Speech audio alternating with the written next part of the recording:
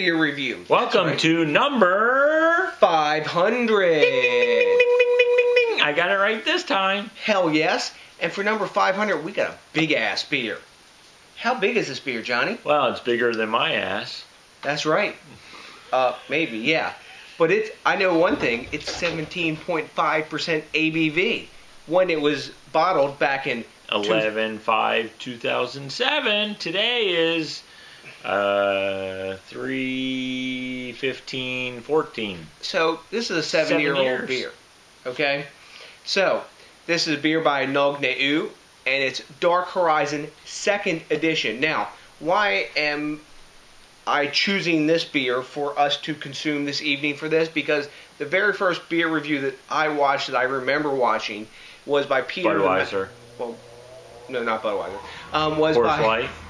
Something like that. Miller Lite? No, it was by Peter, the master of Miller hoppets. Genuine Draft. No, he reviewed this beer. Natty Bev. Now, Juan, no Natty Bev.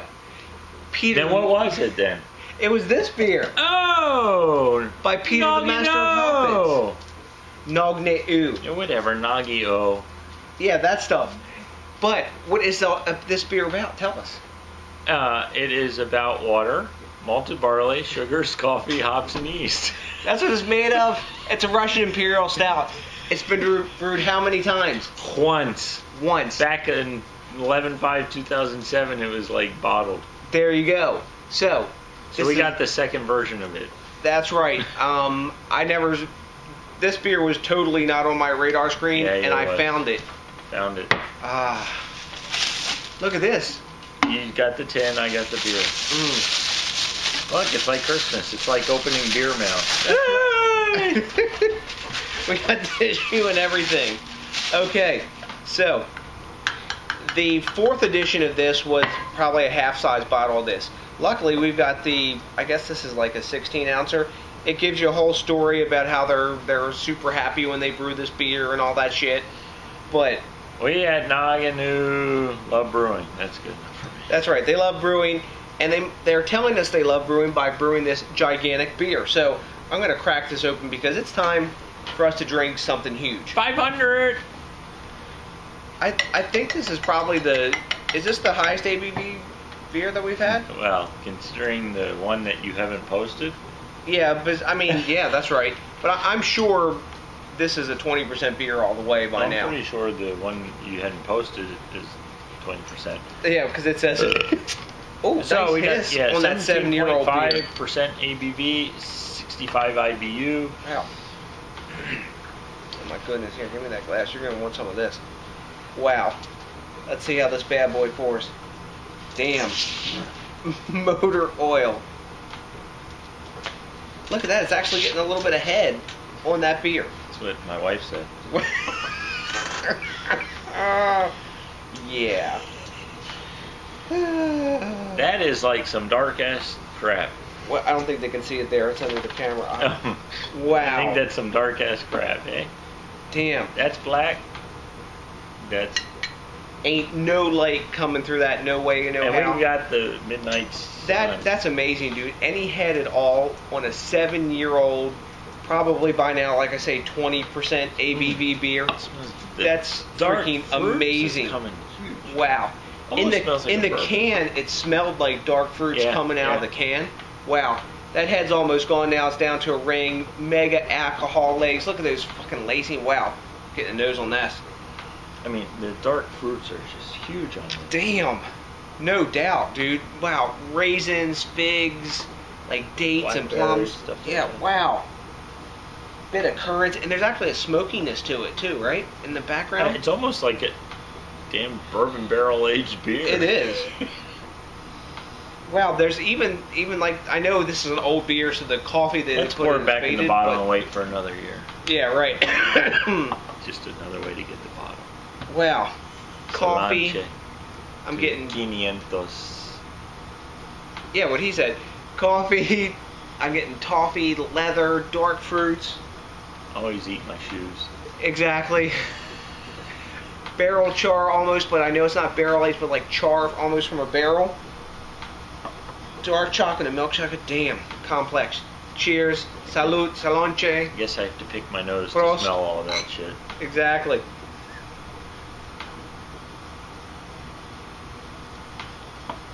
Wow. Wow. That's freaking massive. It's like fruity pebbles, Holy dude. shit. To the 100th degree. Wow. Damn. I mean, that's almost like a freaking Westie. Wow. A Westie, just by the complexity of the fruitiness of this. Damn. This beer is utterly mouth coating. It doesn't taste of booze, which is amazing for 17.5%. When you drink it down, you feel warmth in your chest, so it's telling you, I'm a big fucking beer. Don't mess with me. But, man, the dark fruits, raisins, currants, chocolate, and coffee. Wow. This beer is a fucking stunner. Wow. It's just incredible. Man, you guys have never tasted this, a 7-year-old beer like this. I remember when Peter, Master of Hoppets, reviewed this, like, back in 2010 when I watched that video, and he was totally geeking out then. This beer is even, I think, more amazing than when he drank it. I mean, wow. I don't have a lot of words to describe this. I mean, to me, I'm, you know, the good chocolate flavors, good dark fruit flavors, almost a bourbon barrel characteristic of the beer. It's amazing what and it doesn't taste of booze. No. That's the thing that's really like rocking my brain. It's a medium mouthfeel. Like medium full, maybe? Yeah, but coating. I mean, it's got such complexity. I mean, that's why I say I remember the first year we had the Westie, and that fruit flavor complex was there. This is very similar in this stout. I mean, it's just wow, incredible flavor. And this is a beer that only has 6 ingredients in it. They didn't go crazy putting a whole bunch of adjuncts. I mean, the only adjunct really they added was coffee and probably like candy sugars to help boost the alcohol. But I'm totally floored by the complexity of this beer for what it is. I mean, this is like a true Russian Imperial Stout. I mean, when you think of Russian Imperial Stout, this is what you say, damn, I want to drink. Yeah. This is what a Russian Imperial Stout should be. You know what, let's let this warm up a little bit. That would be nice. And we'll be back with you. This is just way too complex to wrap our heads around now. We'll be back in a minute. See you then. Alright guys, we're back. We've had a lot of conversation about this beer and awesome beer. Other beers. And I've developed the hiccups during that time, which you guys might laugh at again. Damn. You know, we were talking, this is a big Russian Imperial Stout to start with, 17.5. Mm-hmm. I don't think we've done another Russian Imperial Stout this big. It's just got its own category, and you know, for being 7 years, it's incredible. Wow. You know, we love it, but I do have to say, you know, as far as my favorite beer going, you know, with number 500, 2012 Parabola is still my favorite. And just because of the complexity and all that with that beer, that's why I said in that video, you know, if somebody find me another beer as good as this is close. It's not there, but it's close. And you know, that's how I feel about this. I mean, I really like this beer. It's great. It's going to be hard for somebody to find a 27 around that you can buy. But you know, if you do have something like that, let it sit. You know, it says 2020, drink by 2020, and you know, let it develop more. See what happens. Yeah, if you have the most recent version of this, Dark Horizon 4, let that let that bitch sit. 5 years at least. Come on. I mean, this is incredible. Buy yourself a few bottles if you can get them, because this beer is just fucking amazing. I mean, I can see why Peter totally geeked out about this beer in 2010, and now that it's 2014 and we're geeking about it, I mean, I haven't had a non-barrel aged or blended Russian Imperial Stout that even comes close to this. And this tastes like a barrel aged beer. It does. I mean, it's not. This is a monster, is what this beer is. I mean, I'm sure this is every bit of 40 proof now. This is like drinking liquor, basically. But it's so smooth when it goes down. It's like that alcohol that you get in liquor, but wrapped in this like sweet jacket of like coffee and chocolate and toffees and all the different dark fruits and layers and everything that are in this beer. And I haven't, and I don't think Johnny has, we haven't run across a non-barrel aged Russian Imperial Stout that's anywhere in this fucking league. I mean, this is better than a lot of the barrel aged beers that we've had. Yeah. You know, and we were talking, and you know, I was saying that I don't get the coffee, maybe a hint. I get more char. I think, you know, you guys may have remembered we reviewed something. What was it? The one rum beer where I said it tasted like the burnt marshmallow. Yeah, the burnt marshmallow. And I get the char of the burnt, not mushroom, marshmallow. I'm gonna make my s'mores with mushrooms. But I get the char off the marshmallow, and wow. But it's really, really good. It's got that flavor. It's got those dark fruits. Really, really top notch. This beer is just a complete stunner. I mean, if you can find one of these, I mean, this is second edition. Find it. Don't pass go. Don't collect $200. Buy the beer. Pay for it. Pay for it. It's not a cheap beer. I paid over $20 a can for this. I mean, because we got our can here. But, you know, this is a bigger size. The new bottles are half this size. They're tiny little bottles. And it's, I guess, close to the same recipe. I'm sure there's a little bit of variance in it. But this beer's, I mean, in my book, just kick ass. I mean, so you're here, we're geeking out about it. We got to grade this shit now. Okay, our buddies over at Rate Beer, fresh. Since it is 17.5, surprisingly, it's not 100. It's 99. 99. Now that grade 99, okay, is people are still adding to that. It's a retired beer on Rate Beer, and you see people still reviewing this beer because they're saying it's good till 2020. And if you tasted this beer, you know there's no problem. This shit'll last till 2020, no problem. And the dudes over at Beer Advocate combined, this is an 89. I don't know what they're thinking about. Dude, we're gonna maybe like agree with Rate Beer. Fuck. Yeah, I mean, I can't. You know, you've got to always. You give a beer 100. You say, "Oh, this is great 100 beer."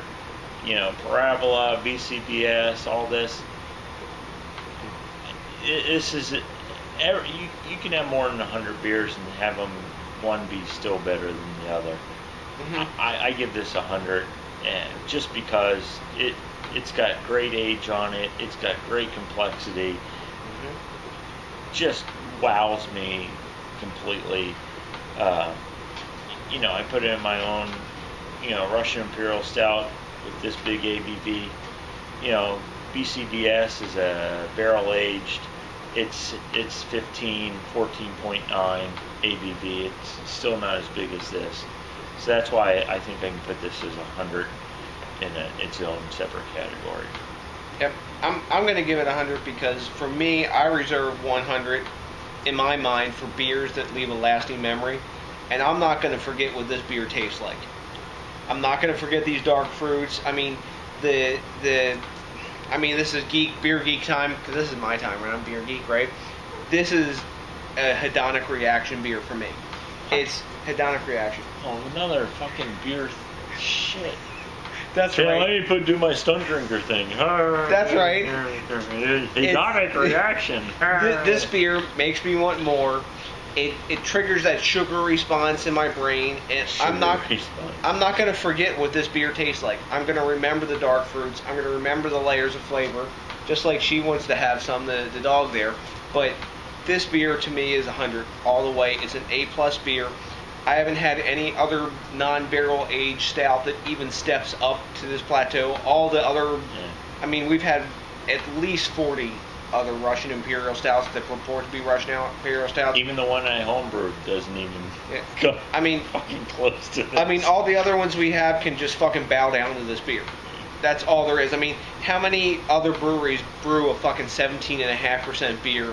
You know, I mean, yeah, the new one's 16.5%, but what's 1% ABV? That's some big ass brewing. Yeah. And a shitload of malt. I mean, this is an expensive beer, but the money that goes into making this beer is big time. I mean, because the fucking grain bill is gigantic. So we're both giving it an A+. If you've had this beer, maybe Peter, Master of Hoppage, you want to comment here. You've had this beer. One of the few people that I've even seen review this beer. So, anyways, guys, this is our review number 500. And ding, ding, ding, ding, ding, ding, ding. Exactly. Thanks a million for watching. We appreciate all you guys for... Thanks for watching, subscribing. Exactly. Slogging through. Send you some. Doing beer trades. More. I mean, all that stuff has been a great ride so far. We're going for more reviews, of course, because we're drunken ass. I mean, we're serious beer reviewers. At least he is. Yes. I'm out there for the average Joe. I review beers for the average Joe. He reviews it for you beer geeks out there. That's all of us who like to make lists and have our OCD issues. Those who just drink beer because we drink beer. It's me. But this is just fucking awesome. So if you can find this beer, like we said, do not pass up the chance to buy this. Yeah. I mean, if it's $30, if it's $40, it's worth every penny. And when you drink it, you're gonna say, "Damn, they weren't bullshitting me." You know, it's worth it. So, cheers to you guys. Anything newer, let it age. Exactly. You know what? Thanks a million again, like I said, for thinking globally, drinking locally, supporting the craft beer movement, and all that shit. Send us more beer. Exactly. And we're gonna finish out this awesomeness and chill and give you a big what? Damn.